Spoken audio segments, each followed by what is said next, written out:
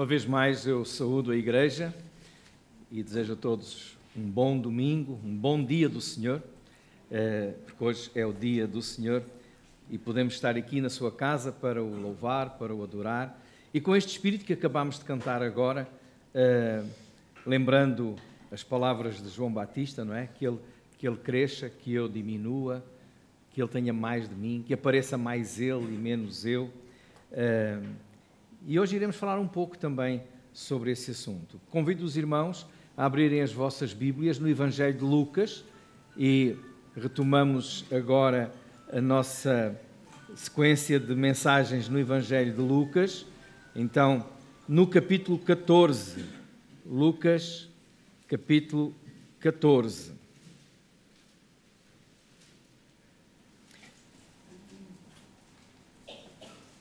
Hoje eu gostava de falar um pouco sobre a etiqueta à mesa.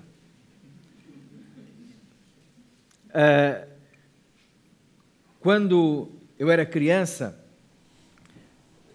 na minha casa nós não tínhamos assim grande etiqueta, não é? O que é a etiqueta? A etiqueta à mesa são um conjunto de regras e costumes que regem o comportamento da pessoa à mesa. Como, por exemplo, não mastigar com a boca aberta, não é? Para a outra pessoa não ter que estar a ver a comida e essas coisas todas. Nesse aspecto havia algum cuidado, mas eu não estava habituado era a olhar para uma mesa e ver uma faca, um garfo, uma colher, um outro garfo, mais outra faca, assim um conjunto de coisas que a gente não sabe. Aqui em Portugal, não é? É costume, naqueles jantares de requinte, tem uma faca para o peixe, tem outra faca diferente para a carne, tem um garfo para o peixe, outro para a carne, tem uma colher para a sopa, outra para a sobremesa, outra... Então tem muita coisa. Os copos, não é? Há um copo que é para o vinho, outro copo que é para a água, outro copo que é para o sumo. Os irmãos sabem tudo. Essa etiqueta toda? Eu não. Eu não. Então, quando eu comecei na minha juventude a comer fora de casa, eu ficava assim quieto. Primeiro olhava como é que os outros faziam, depois eu fazia. Primeiro eu olhava como é que pegavam na faca e no garfo. O garfo é na mão esquerda, a faca é na mão direita. Então eu ia vendo e ia fazendo. Há livros até para explicar todas essas regras. Olha, na verdade, há alguns aspectos nas culturas, na etiqueta à mesa, que são universais, outros são mais culturais. Eu lembro-me de um professor que eu tive no liceu, eu tinha os meus 14 anos, que ele dizia, tinha estado no Oriente, e dizia que em certos lugares, quando alguém recebe convidados em casa para jantar ou para almoçar, para uma refeição, o dono da casa senta-se de costas viradas para a porta, em sinal de que está a proteger todos os que estão na sua casa. É interessante. E também ele disse, não sei se é verdade, se não, mas eu penso que tem toda a lógica, também falou que, por exemplo, na China, e que depois da refeição era costume dar mais uma tigela de arroz e a pessoa teria que só provar e deixar de lado. Em Portugal, se põe mais um prato, come tudo, não é? Que é para não ser mal educado, tem que comer tudo. Lá era sinal, estou satisfeito. Isso era bom sinal. Então, há todas estas regras que a gente precisa de saber. Bom, no tempo de Jesus também havia algumas regras. E na passagem de hoje nós podemos afirmar que Jesus ensina algumas regras de etiqueta à mesa. E é claro que Jesus não está a falar somente de comportamento social, mas está a ensinar regras principalmente sobre o reino de Deus. E vamos ver, por exemplo, aqui em Lucas, que ele já está, e todo o seu discurso é sobre o reino de Deus.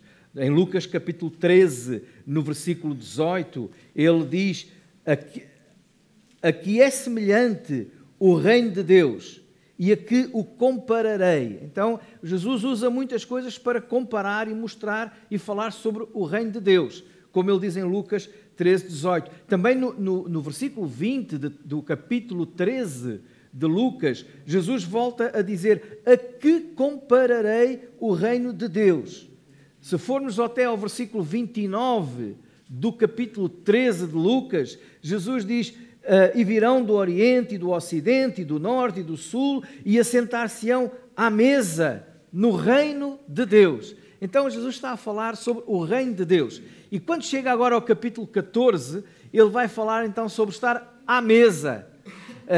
É claro que ele vai falar de estar à mesa em qualquer casa, mas vai ter sempre como objetivo falar, como propósito, falar à mesa no reino de Deus, no reino dos céus. Então podemos dizer que Jesus usa regras de etiqueta à mesa, regras de caráter de cariz social, relacionadas com a participação num banquete, para ensinar verdades sobre o reino de Deus. Então, em Lucas, nós poderíamos dizer que no capítulo 14, os versículos 7 até ao versículo 24, nós temos 3 grandes regras de etiqueta à mesa. Ou poderíamos dizer 3 verdades sobre o reino. Então vamos ler os primeiros versículos, de 7 até ao versículo 11. Diz: e disse aos convidados, portanto, Lucas 14, 7 a 11. E disse aos convidados uma parábola, reparando como escolhiam os primeiros assentos, dizendo-lhes: quando por alguém fores convidado às bodas, não te assentes no primeiro lugar, para que não aconteça que esteja convidado outro mais digno do que tu, e vindo o que te convidou a ti e a ele, te diga: dá o lugar a este, e então, com vergonha, tenhas de tomar o derradeiro lugar. Mas quando fores convidado, vai e assenta-te no derradeiro lugar, para que, quando vier o que te convidou e te diga: amigo, assenta-te mais acima, então terás honra diante dos que estiverem contigo à mesa. Portanto, qualquer que a si mesmo se exaltar será humilhado, e aquele que a si mesmo se humilhar será exaltado. E esta é a primeira regra. A primeira regra que poderíamos dizer é a regra da humildade. A regra da humildade. É a regra sobre a posição no reino. Qualquer, diz o versículo 11, que a si mesmo se exaltar será humilhado, e aquele que a si mesmo se humilhar será exaltado.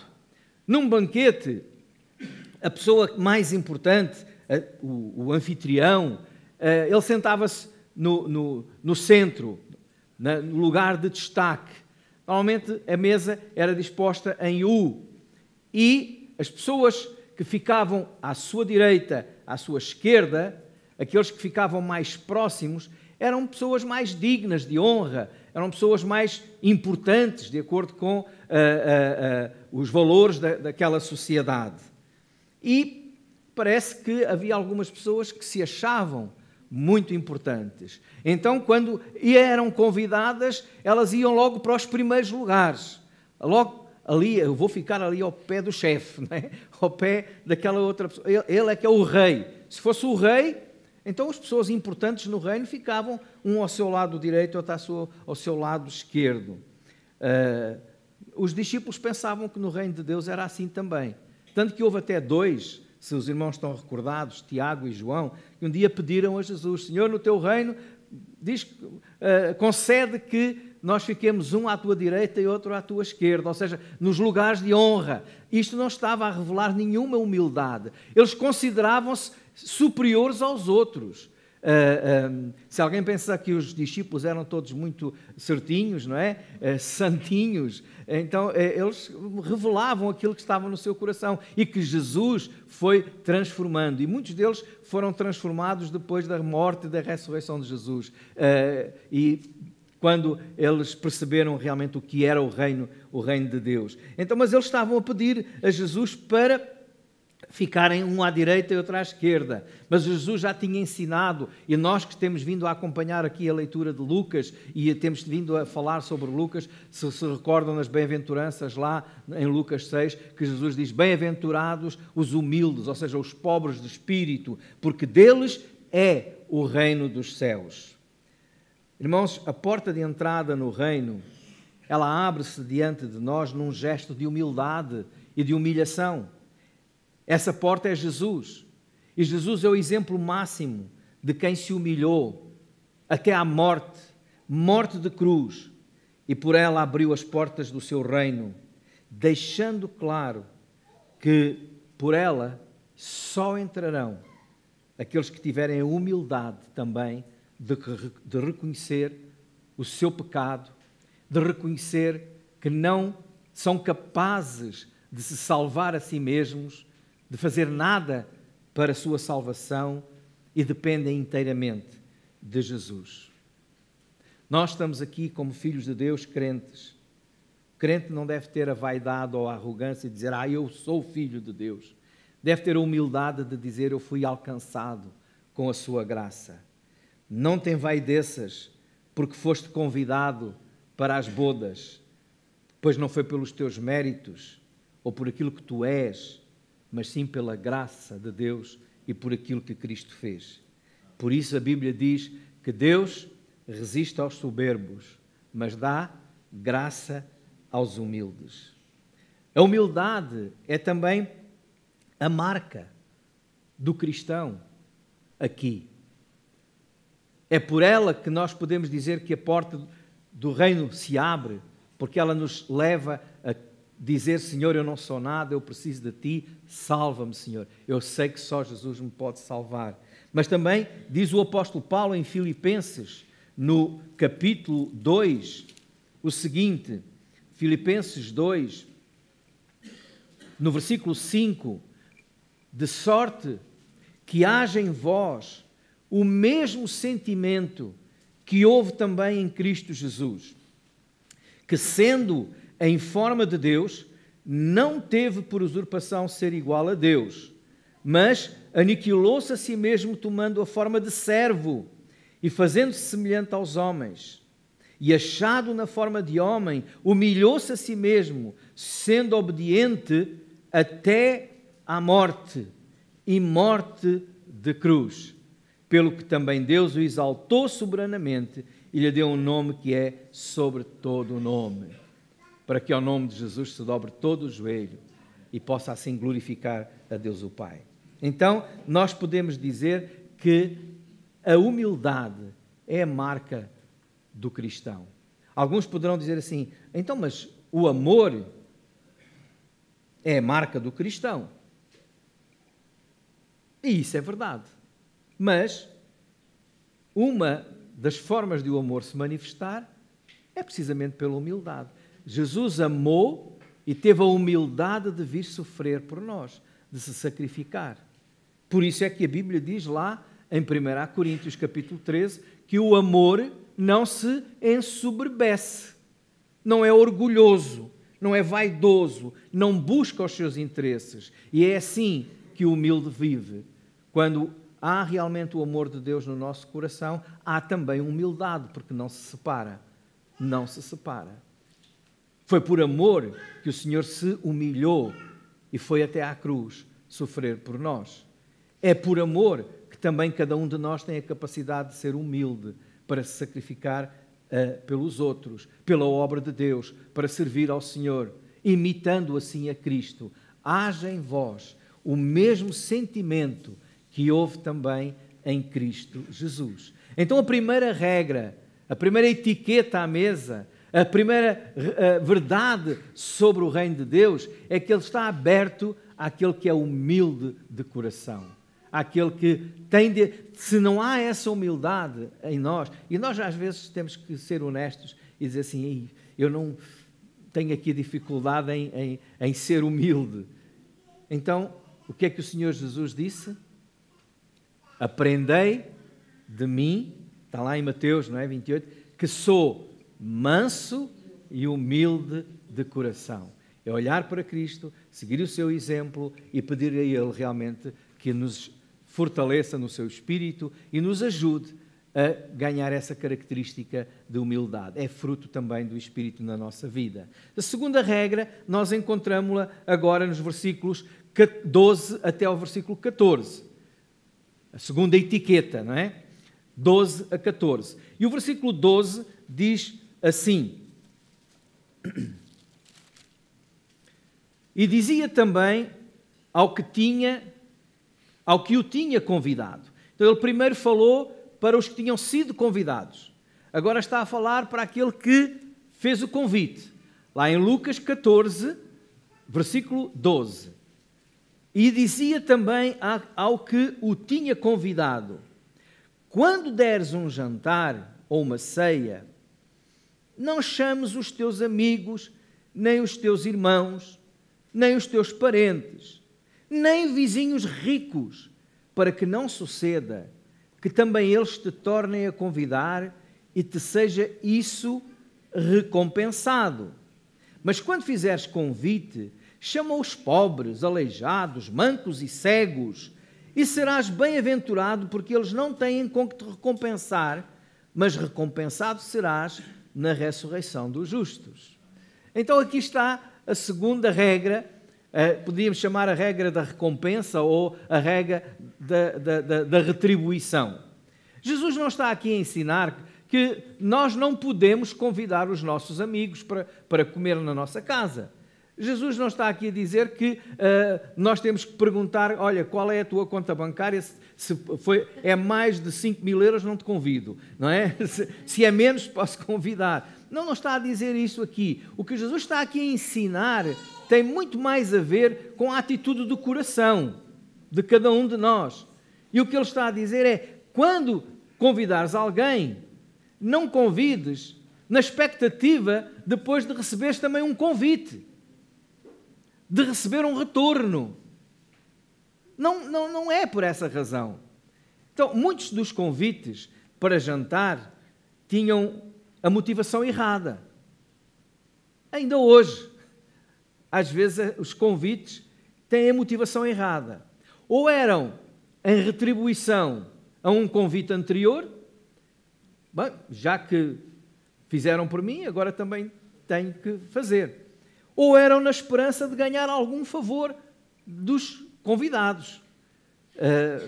Então, essa era a motivação errada. Aliás, nós em Portugal até temos uma expressão que fala de uma cultura que contraria este princípio aqui. Quando alguém nos faz alguma coisa, o que é que nós dizemos? Uma coisa que nos agradou: muito obrigado, não é? Muito obrigado. E os portugueses têm este costume de dizer muito obrigado. E muito obrigado, sabem o que é que significa? O que é que isto quer dizer? Nós não vamos dizer a frase toda, então dizemos sempre obrigado. Obrigado quer dizer que eu sinto-me agora obrigado a retribuir. Está errado. Deveria ser mais correto dizer muito agradecido. Temos que aqui mudar a expressão. Mas a origem, a ideia do muito obrigado que nós dizemos, os nossos irmãos em espanhol dizem gracias, não é? Nós dizemos muito obrigado. Obrigado é: eu estou obrigado agora a fazer alguma coisa por ti também. Fico-te a dever alguma coisa. E esta regra contraria esta ideia. Não é para ficarmos obrigados a fazer alguma coisa. O que fazemos, devemos fazê-lo de graça, por graça e em manifestação da graça. O convite para a comunhão com outra pessoa, com outro irmão, com alguém, deve ser uma expressão sincera, verdadeira, do amor e da graça de Deus. Assim como Deus nos abriu a porta do céu para nos podermos sentar à mesa com o Cordeiro na sua glória, e nós não temos como retribuir, também nós devemos abrir os nossos corações para a comunhão com qualquer um, sem esperar qualquer tipo de retribuição. Nos nossos relacionamentos, devemos refletir precisamente a graça de Deus. Infelizmente, às vezes até na igreja, ou muitas vezes na igreja, há quem não tenha ainda aprendido esta regra, esta etiqueta à mesa do reino, esta lição. Há quem partilhe uma vida social apenas com aqueles que são os seus amigos, com aqueles que são da sua classe ou do seu estatuto social, e desprezando os outros, ou não ligando para os outros. Mas o Senhor aqui diz na sua palavra, vai lá e convida, mas é aqueles que não podem dar-te nada. Os coxos, os mancos, os aleijados, os cegos, aqueles de quem não podes esperar nada. Apenas manifesta o teu amor. Sempre que nós fazemos alguma coisa na expectativa de poder receber alguma coisa, nós estamos a pensar em nós mesmos. Estamos a olhar para dentro de nós. Estamos a ser apenas ou orgulhosos ou egoístas. Orgulhosos quando queremos mostrar, eu sei, eu tenho, eu posso, eu recebo toda a gente, eu faço a toda a gente. Ou então, egoístas na esperança de que alguém depois faça alguma coisa por mim. Eu recordo-me quando estava no Alentejo, tinha uma carrinha grande, não é? E houve uma irmã que me pediu para ajudá-la a levar uns móveis de um lugar para o outro, porque ela não tinha, e eu fui lá e carreguei os móveis e fizemos ainda de Moura até uma outra aldeia que ficava a 30 quilómetros, deixámos os móveis, e no caminho ela ia falando e dizia, obrigado, pastor, porque isto é assim, somos uns para os outros, hoje fui eu que precisei, amanhã é o pastor, assim como aqui estamos a fazer assim, agora foi o pastor que me ajudou a mim, depois sou eu que ajudo o pastor. Eu tive que lhe dizer, irmã, não, eu fiz isto por amor e não quero que a irmã pense que fica obrigada a retribuir com alguma coisa. Não, não é preciso. Não pensa assim.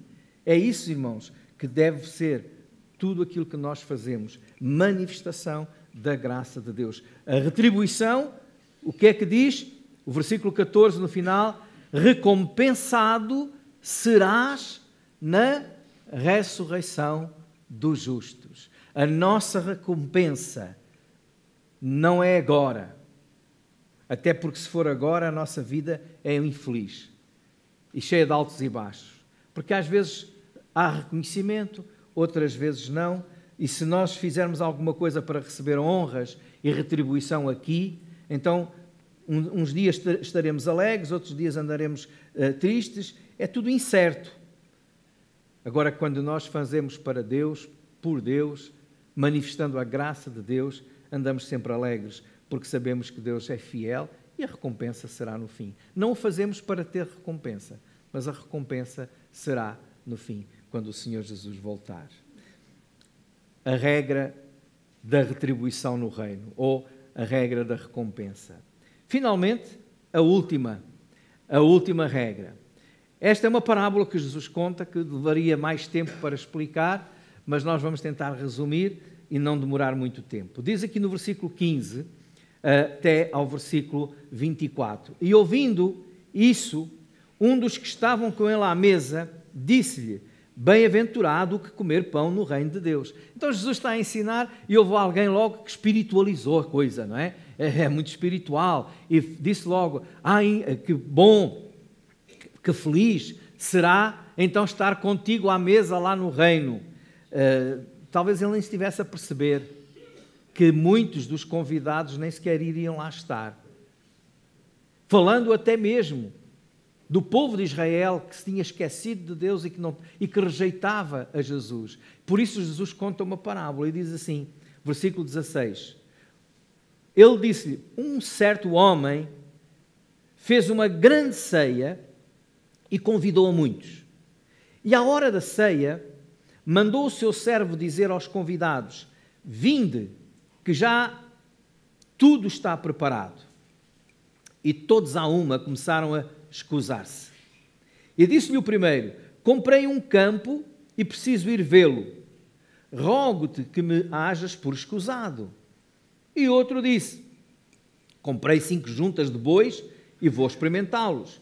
Rogo-te que me hajas por escusado. E outro disse, casei e, portanto, não posso ir. E voltando aquele servo, anunciou essas coisas ao seu senhor.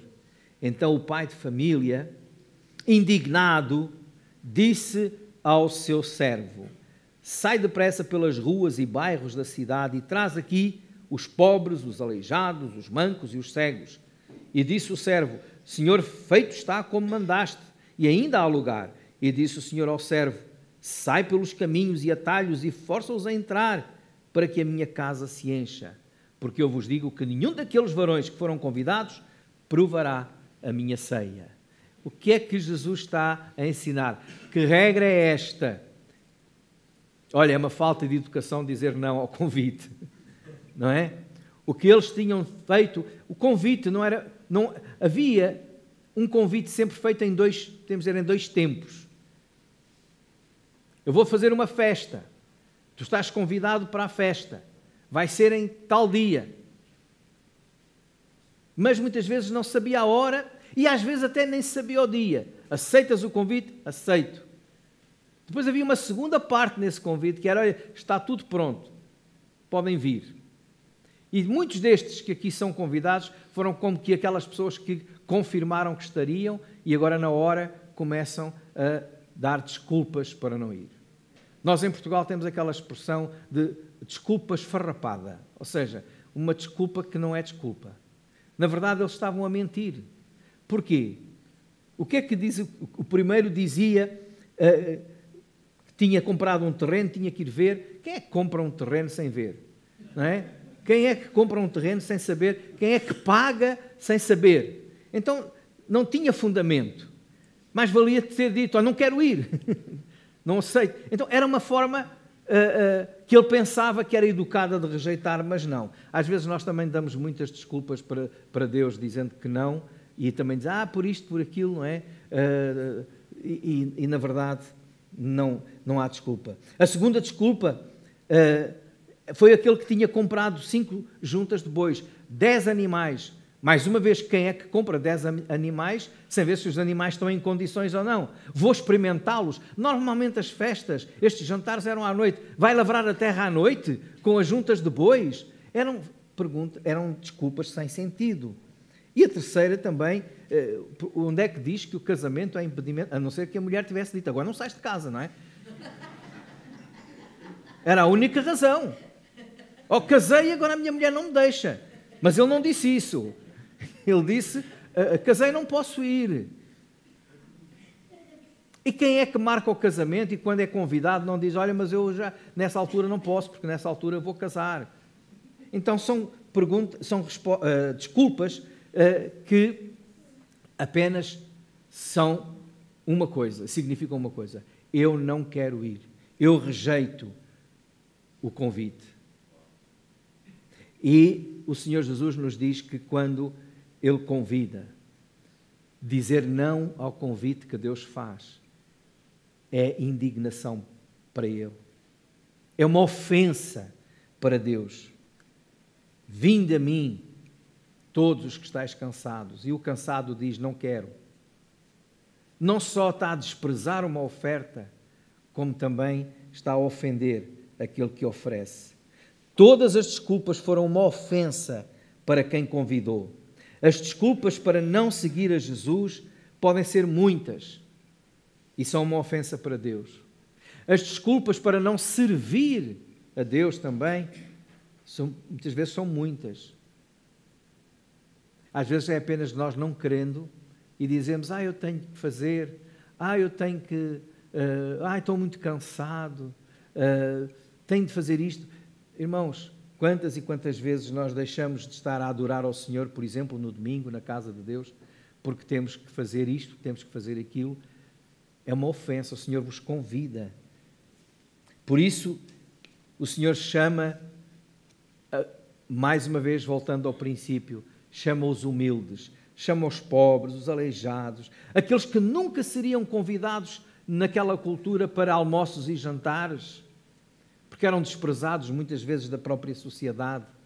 Aqueles que andavam pelos caminhos perdidos, foram esses convidados e esses aceitaram. E quando diz aí força-os, não é bem no sentido de obriga-os, ata-os aí uma corda e puxa-os, é no sentido de faz tudo para que eles venham e estejam à mesa. E esta é a missão da igreja, fazer tudo para que esses que estão perdidos possam vir sentar-se à mesa connosco no dia em que o Senhor, na sua glória, fizer aquele grande banquete para todos aqueles que são seus. O Senhor, pela sua graça, escolheu aqueles que são humildes, aqueles que não são nada. Como diz em 1 Coríntios 1, 28 e 29, Deus escolheu as coisas vis deste mundo e as desprezíveis e as que não são, para aniquilar as que são, para que nenhuma carne se glorie perante Ele. Aceitamos o convite do Senhor para estar com Ele à mesa. Não porque somos alguma coisa, não pelos nossos méritos, mas porque reconhecemos que não somos nada. E pela sua graça Ele nos salvou. O que se humilhar, diz a Bíblia, será exaltado. Não porque fizemos alguma coisa e agora estamos a ser recompensados. Servimos ao Senhor também não é para receber qualquer tipo de recompensa, porque essa a receberemos quando o Senhor voltar. E é por isso que Ele continua a dizer a todos, venham à mesa, sirvam-se, desfrutem deste banquete. Dizer não é uma ofensa a Deus. E Ele fica irado e indignado. Dizer sim é uma bênção para cada um de nós. Então, não desprezes nunca o convite do Senhor. Se ainda não lhe deste a tua vida, aceitando a salvação, não desprezes. Porque o Senhor continua a dizer, estou à porta e bato. Se alguém ouvir a minha voz, eu entrarei. Com ele cearei. E ele comigo. Ele quer ter comunhão com cada um de nós. Não digas não. Não digas não se o Senhor te convidar para o servir. Serve-o com todo o teu coração. Entrega-lhe toda a tua vida.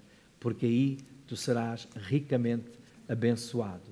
E alegria experimentarás nesse banquete e nessa festa que o Senhor tem preparada para cada um dos seus convidados. Louvado seja o seu nome.